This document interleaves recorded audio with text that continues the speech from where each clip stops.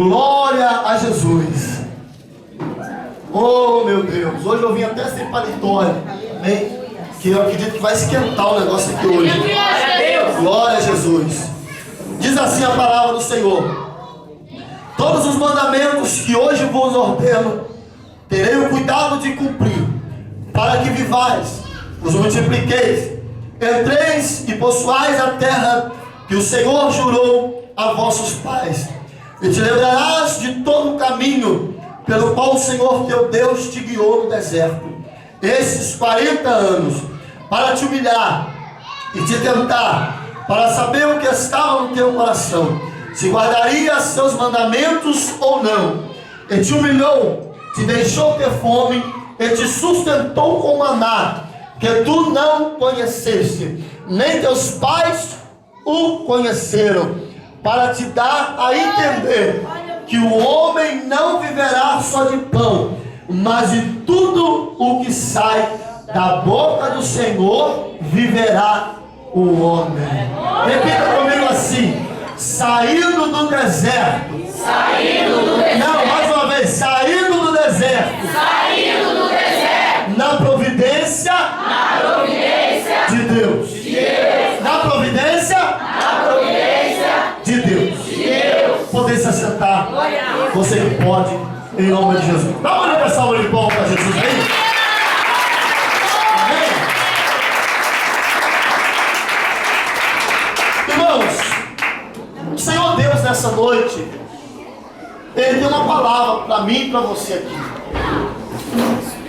Não é por acaso que você saiu da sua casa, deixou o seu sofá, um friozinho gostoso como esse que está em Taubaté, deixar o seu edredom, né, sua cama, deixar a sua televisão, para vir aqui na casa de Deus. O Senhor Deus, Ele te trouxe porque verdadeiramente Ele tem algo para a tua vida aqui.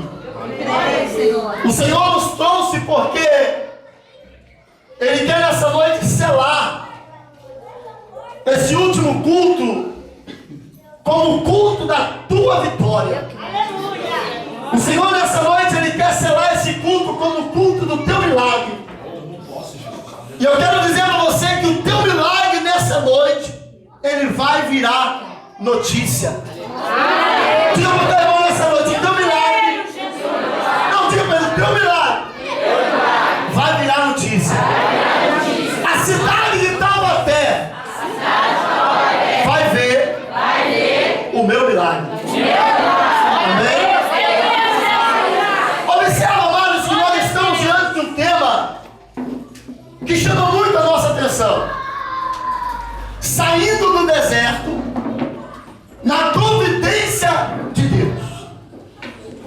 Para nós entendermos esse texto ou esse tema, nós vamos ver que o livro de Deuteronômio, que é o 5º livro da Bíblia, escrito mesmo por Moisés, que faz ele parte do Pentateuco, que são os 5 primeiros livros da Bíblia Sagrada.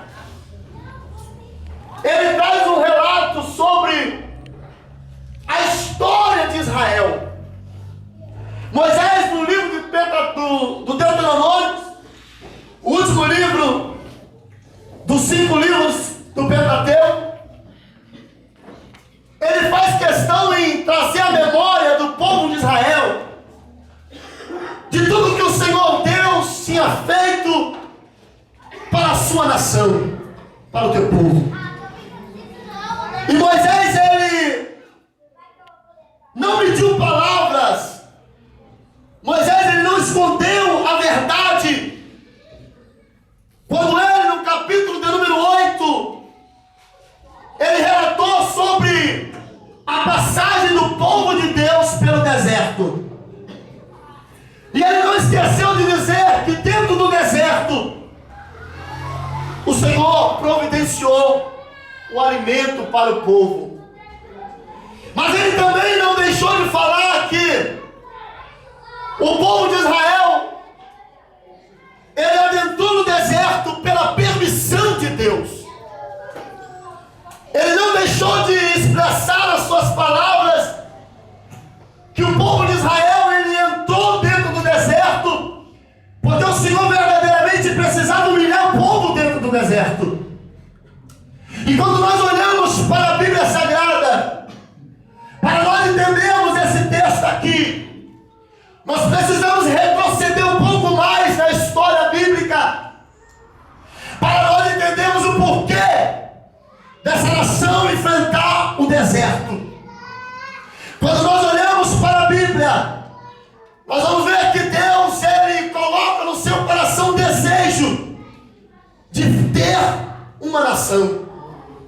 E a Bíblia diz que Deus, ele procura alguém, para que desse alguém ele viesse fazer um povo para ele, para que desse alguém ele viesse levantar uma nação para ele. Mas a Bíblia diz que Deus, quando ele olhava para os homens, ele via nos homens a idolatria. Ele via que os homens, eles não queriam adorar o Senhor. Eles não tinham coração de adoradores. E a Bíblia diz que agora Deus, ele vai em uma terra chamada Ur dos Caldeus. E a Bíblia diz que lá nessa terra existia um homem por nome Abrão. E a Bíblia diz que Deus, ele olha para Abrão e ele chama Abrão e lhe faz uma promessa dizendo: olha, Abrão, de ti eu farei uma grande nação. E a Bíblia diz que Deus diz assim para Abrão: olha, Abrão, você pode olhar as estrelas do céu, você pode olhar as areias da terra. E Abrão disse: eu posso olhar, Senhor. E Deus disse assim: assim será a tua descendência. Assim será a minha nação.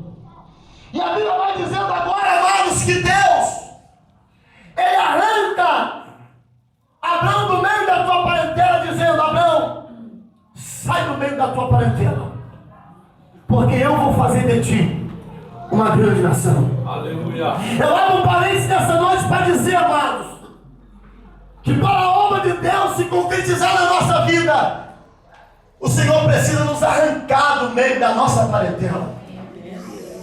Eu quero dizer nessa noite que para o Senhor concretizar uma obra que Ele quer na nossa vida, Ele precisa nos arrancar do meio da nossa parentela. Por que, irmão meu, que o irmão está falando isso? Porque existem muitas pessoas hoje que se agarram à sua família. Meu Deus. Existem muitos filhos hoje que não querem largar da barra da saia da sua mãe, que não quer deixar de ganhar a mesada do teu pai, que quer vivenciar uma vida de bebelô na presença da tua família. Mas o Senhor Deus disse para Abrão: olha, sai do meio da tua parentela. Diga para o teu irmão nessa noite: é hora de sair do meio da parentela. É hora de sair do meio da parentela. Mas, irmão meu, por que Deus fez isso? Porque, segundo a história, pastor, a família de Abrão era uma família idólatra. Eles adoravam um Deus chamado Marduk da Mesopotâmia. E Deus agora ele olha para Abraão e diz: Abraão, você precisa sair do meio da tua parentela. Sabe por quê? Porque se você não sair do meio da tua parentela, você pode se contaminar também. É o que o Senhor está falando comigo e com você nessa noite. Se nós não sairmos do meio da nossa parentela, sem dúvida nós também podemos nos contaminar. Existe aquele irmão, aquela irmã, ou até mesmo o pai e a mãe que diz: para que ser crente? Para que ser crente dessa forma? Mas o Senhor Deus nessa noite, Ele está me dizendo, está dizendo para você, para que a obra de Deus ela venha se concretizar na nossa vida, nós precisamos largar a barra da saia da nossa mãe.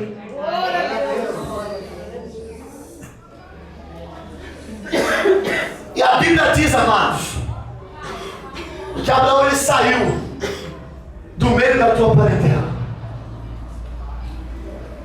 E ele teve na sua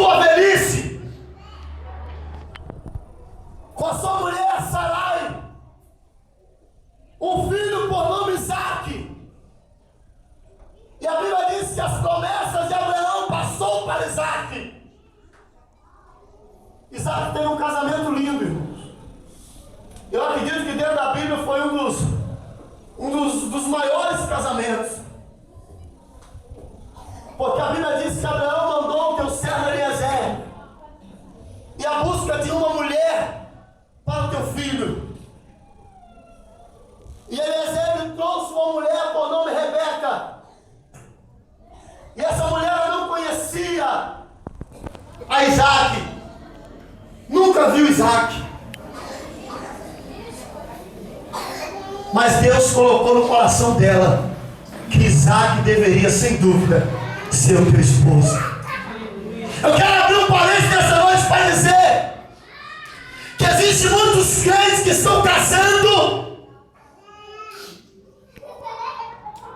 sem perguntar a Deus se pode ou não pode. Mas irmão, que a Bíblia diz que Rebeca, ela não conhecia a Isaac. Mas Deus no céu já tinha assinado o casamento de Rebeca com Isaac. Essa palavra agora é para os noivos, namorados, que está aqui nessa noite. Porque quem já casou fora da direção de Deus, agora não tem jeito mais. Para você, agora é só para você que é noivo e namorado. Será que Deus está se agradando desse teu namoro aí? Será que Deus está se agradando? Não, mas ele é tão bonitinho. Ai, que coisinha linda. Ai, meu Deus, é um ator de cinema. Nossa, na igreja ele canta, ele prega. É uma bênção. Mas será que Deus quer isso para você?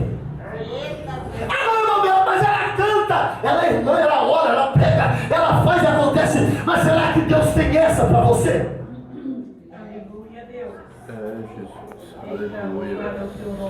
Existem muitos casamentos fracassados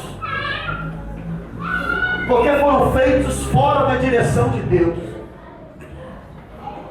Eu conheço muitos amigos meus que hoje são obreiros, mas pagam um preço missionário porque casaram fora da direção de Deus, porque tomaram decisões erradas na sua vida.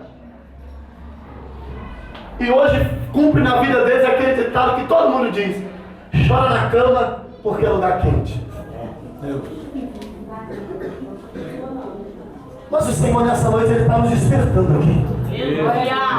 E a Bíblia diz que agora, através, aleluia, de Isaac, Deus ele faz uma promessa. E a Bíblia diz que Deus, depois de Isaac, levanta um por nome Jacó.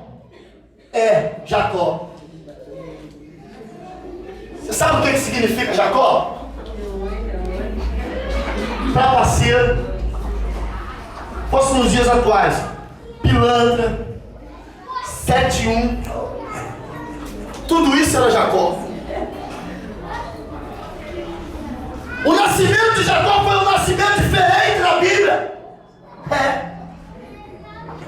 A Bíblia diz que quando o teu irmão Esaú ele vai saindo, Jacó segura no calcanhar dele. Eu disse que eu ia pregar hoje, então você me aguenta aí um pouquinho. Antes de meia-noite a gente termina. A Bíblia diz que quando Esaú ele vai saindo, Jacó segura na mão no calcanhar dele. Trapaceiro. Tem muito crente Jacó dentro da igreja. Jesus. O irmão dele quer ir, coitado, mas ele segura o pé dele. Se você não for, melhor, se eu não for, você não vai também não. Quanto Jacó já se levantou contra a minha vida? Se eu não posso ir, você também não pode. Eu estou aqui hoje, irmão, mas eu acredito que existe gente lá na minha cidade, deve estar assim, ó. Nossa, esse menino lá no estado de São Paulo, ele não tem nada. O que ele está fazendo lá? Ele não é rico, ele não tem dinheiro, ele não tem carro, ele não é nada. O que ele está fazendo lá? É porque sobre a minha vida existe uma promessa da parte de Deus. Assim eu profetizo para você, sobre a tua vida existe uma promessa de Deus. Sobre a tua mão para cima nessa noite, porque eu quero profetizar sobre você. Tem promessa de Deus para a tua vida nessa noite.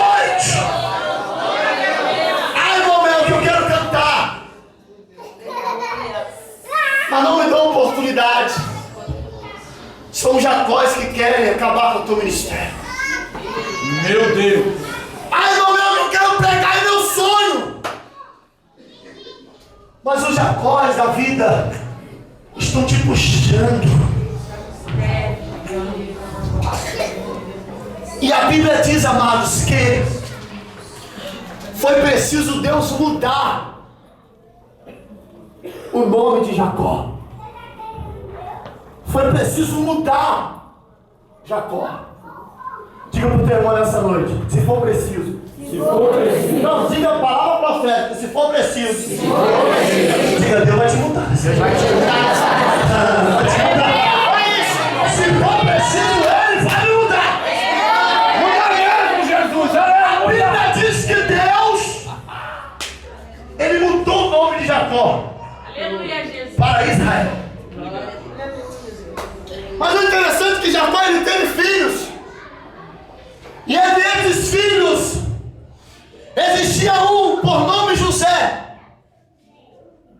Para nós entendermos o que é deserto. Porque não adianta nós falarmos de deserto se nós não falarmos do povo de Israel. E a Bíblia diz que agora Deus, Ele levanta José em cima de promessas e mais promessas. José, ele tem um sonho. E a Bíblia diz que ele encontra o sonho para os seus pais, para os seus irmãos, com respeito às espigas. José depois tem um sonho com respeito às estrelas, o sol e a lua que se curvavam diante dele. E a Bíblia diz que por José contar os seus sonhos aos seus irmãos, por José ter uma túnica que os seus irmãos não tinham, a Bíblia diz que eles intentaram contra José. Mas eu tenho um mistério para falar com você nessa noite. Meu Deus. O vento vem. Repita comigo, o vento vem. Não, mais forte, o vento vem. Para te ajudar. Que isso, irmão meu? Dessa maneira, aleluia. Você sabe por que o vento vem para te ajudar? Porque o vento só te joga para cima.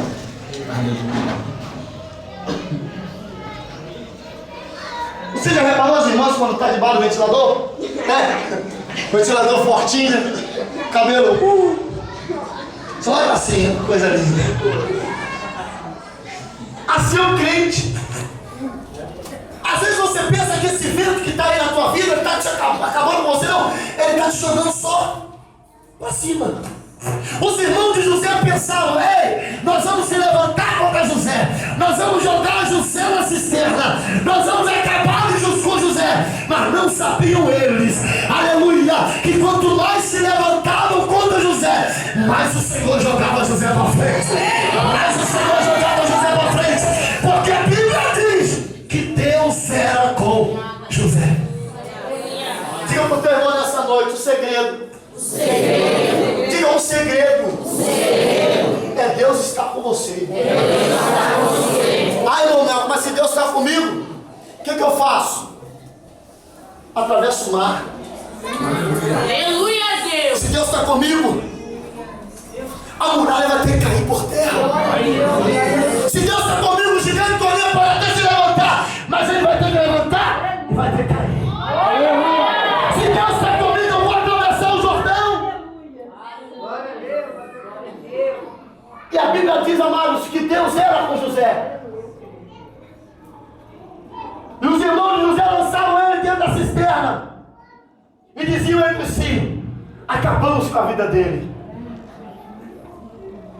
Para ele não tem mais jeito. E a Bíblia diz que de repente veio uma caravana de ismaelitas. E essa caravana veio em direção aos irmãos de José. E eles tiveram uma ideia satânica aos olhos deles, dizendo: vamos vender José para essa caravana que está vindo aí. E a Bíblia diz que eles prenderam prenderam José, arrancaram José da prisão, venderam para os ismaelitas. Mas eu quero acreditar que quando lançaram José dentro da carruagem dos ismaelitas, Deus disse assim: tu vai, mas eu estou junto com você. Irmão, se Deus não estivesse aqui, eu não estaria aqui nessa noite. Aleluia. Aleluia, mas você está vindo com as missionárias, minha missionária mulher de Deus, aleluia, por isso, nós sabemos disso, mas se Deus não estivesse conosco, nós não estaríamos aqui, irmã Luzia.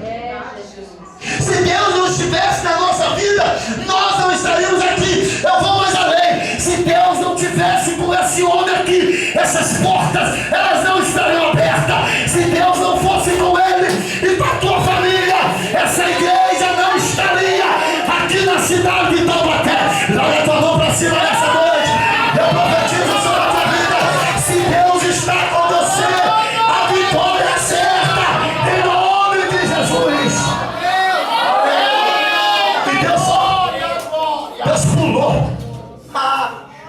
Deus pulou dentro da caravana e diz: José, sozinho você não vai.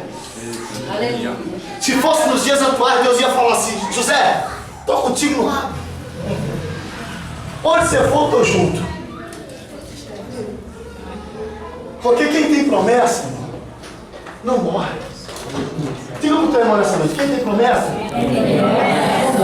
não morre. Olha só. Quem tem promessa de Deus vence o mar, não morrer enquanto a promessa não se cumpre. Eu falei que eu vou pregar.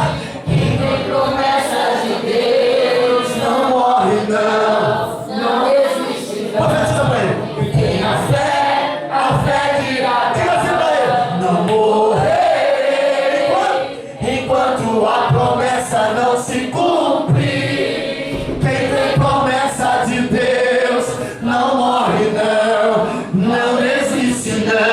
E tem a fé de Abraão. Aleluia,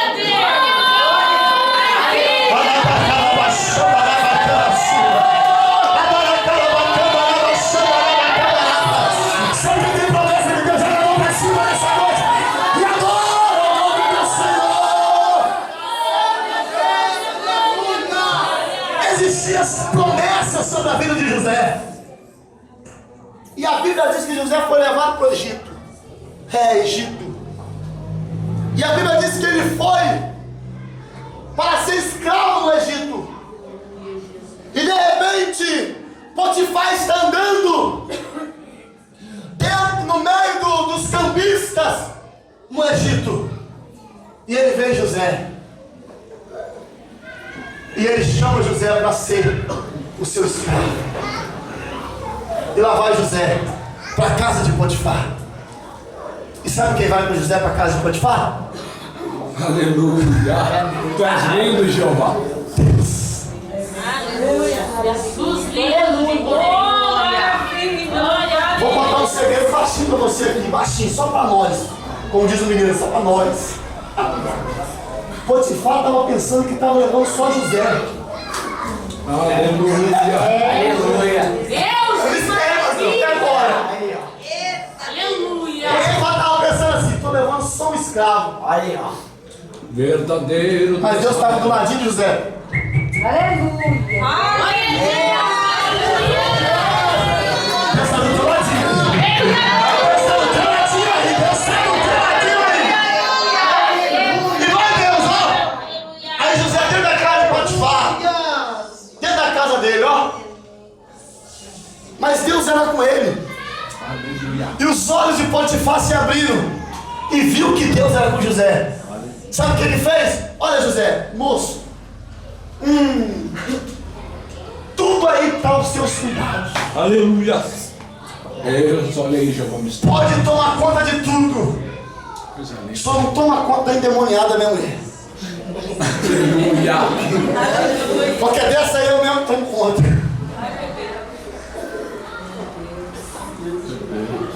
E a Bíblia diz, irmãos, que Deus era com José.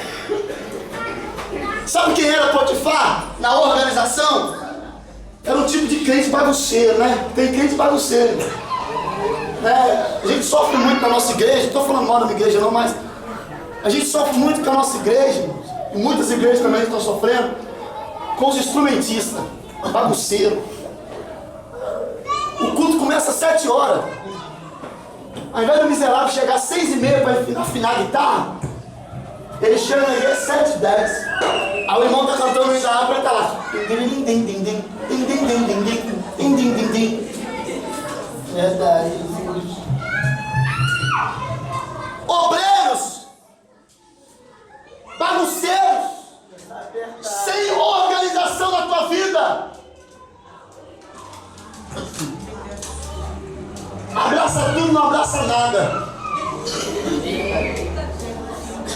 Eu cheguei, a minha esposa chegou pra mim um dia e falou assim, falei, Momel, chamei, eu tô com vontade de aprender a bater bateria. Eu não sei bater bateria não, tá? Não sei não. Eu arranho isso aí. Aí ela falou assim, aí eu estava dirigindo uma igreja no Rio. Aí eu descia, eu morava em cima, eu descia e ficava batendo bateria sozinho, eu aprendi sozinho. Se dar esse batido aí sozinho. E ficava batendo. Aí um dia eu falei pra ela assim, minha filha, eu vou aprender a tocar guitarra. Aí eu falei pra ela, eu quero ser dirigente de igreja. Aí eu quero ser pregador. Aí um dia ela sentou comigo e falou, Mel, o que você quer? Você acha que você é a última bolacha do pacote? Não vai sobrar pra ninguém não, meu filho. Vamos ouvir o zinho da harpa. Presbítero Melquisedeque. Vamos dirigir um culto. Presbítero Melquisedeque. Que o meu nome é Melquisedeque, pra você que não sabe, tá? Melquisedeque. É, nome bonito mesmo, bíblico, né? Bíblico. Tinha uma vergonha desse nome, pastor. Só agora que eu vim para a igreja que eu sei o significado dele, que eu glorifico a Deus por ele. Não pode chamar de Mel, presbítero. Então, irmão, o que acontece? Aí, dirigir o culto, presbítero Mel. Pregar, presbítero Mel. Bater bateria, presbítero Mel. Tocar guitarra, presbítero Mel. Dar beijo apostólico, presbítero Mel. E os outros? Falta de organização, irmão. Se organizar, e Potifar era assim, era desorganizado. Ele não sabia onde estava a calculadora, ele não sabia onde estava nada. Aí José colocou a mão e organizou tudo. Aí Satanás, que não gosta de crente organizado, ele não gosta, ele entrou no coração da mulher de Potifar, olhou para José e disse, é esse que eu quero. Diz assim comigo, a Bíblia diz. A Bíblia diz. Não diga, a Bíblia diz. A Bíblia diz. E achou Salomão algo mais amargo do que a morte. Diga, a mulher cujo coração é de redes e laços.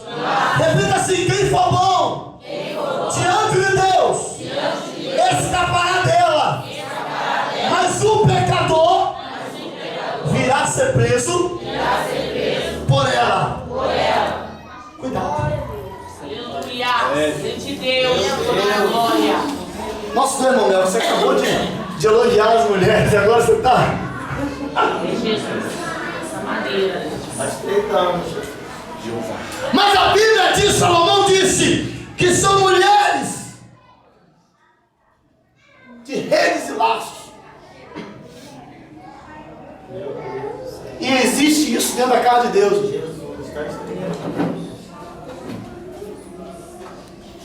Ó, o pregador.